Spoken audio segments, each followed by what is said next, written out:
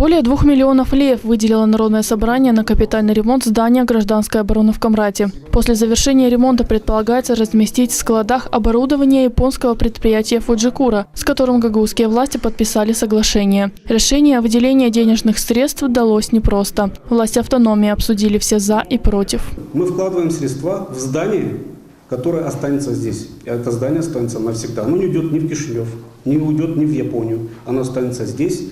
И это здание будет служить нам здесь, в Гагаузии. И это здание нам обеспечивает устойчивое развитие для того, чтобы мы привлекали потом еще дополнительно инвесторов. Потому что основной аспект, который был еще одним компонентом и требованием от потенциальных инвесторов, сегодня в Гагаузии, да и в Республике Молдова катастрофически не хватает.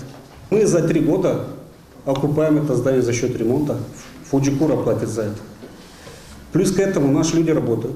400 рабочих мест, и это наша ответственность, Виталий Иванович.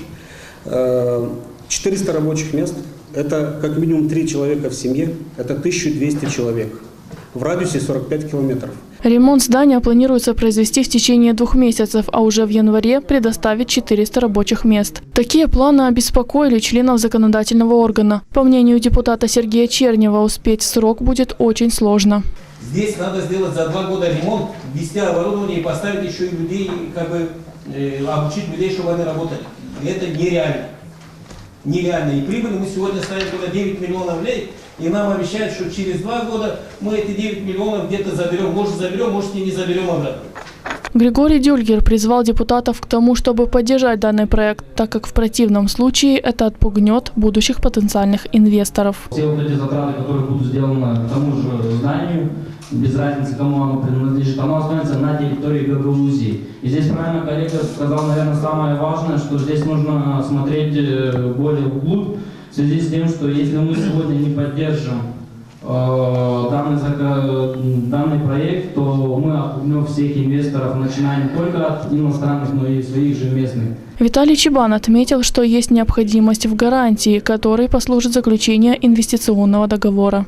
Одним мы даем деньги, и инвестора кредитуем на 2 года, то есть он приходит, закредитовался беспроцентно на 2 года, в конце концов вернул нам не 9, а 6,4, допустим, он вернул еще 5,7 миллиона.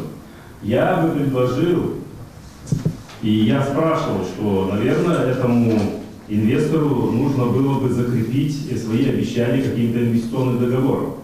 Вадим Петрович уверил меня, что у нас такого договора нет, но исполнительный комитет берет на себя ответственность, так как знает о том, что такие договоренности есть в правительстве. Сотрудничество с японской компанией в любом случае принесет свои плоды, отметил примар муниципия Камрат Сергей Анастасов. Если даже они не будут арендовать эти помещения, они арендную плату выплатят. В любом случае 6 миллионов 400 они поступят не в зависимости от того, что будут они арендовать или нет, потому что такой договор мы с ними сделаем. И не думаю, что будет плохо, даже если остальная часть не придет, чтобы за 2 миллиона ремонтировать 100 зданий, которые сегодня находятся в стадии разваливания. Компания «Фуджикура» производит электрические кабели для машиностроения. Предполагается, что работники компании будут получать заработную плату в размере около 5000 леев. Согласно заявлению первого заместителя Башкана Вадима Чебан, уже подано более 3000 заявлений на трудоустройство.